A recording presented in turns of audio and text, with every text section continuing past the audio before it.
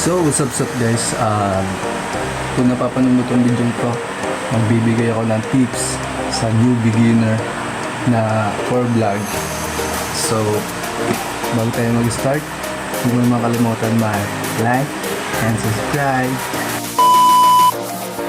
Tip number 1. Unang-una, huwag ka mag-video or kaya mag-post ng vlog mo tungkol sa sarili mo. Kasi hindi ka pa naman sikat, hindi ka naman katulad nila Tony Gonzaga, nila Kong TV at nila Sir Gaby, mga sikat na bago magsimula.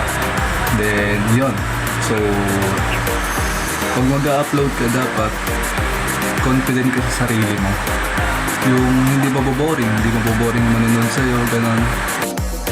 Tip number 2, dapat creative ka sa lahat. Kumbaga, lahat ng gusto mong video dapat creativity ka, yung kung halimbawa kung ano gusto mong content, ganun, mag-iisip ka kung ano yung mas babagay sa'yo, And the last tips is, dapat meron kang originality. Yung gagawa ka ng sarili mo, hindi ka gagaya ng ibang content na sa mga sikat kukuha ka ng mga simpleng vlog nila, tas gagayanan mo. Pangit kasi yun. Dapat meron kang sariling originality kung gusto mo maging isang vlogger. And para naman dumami ang mga views and subscribes mo, dapat yung originality talaga. So, ako, bago lang ako. Gusto ko lang magbigay ng tips sa natutunan ko sa YouTube. And yun lang.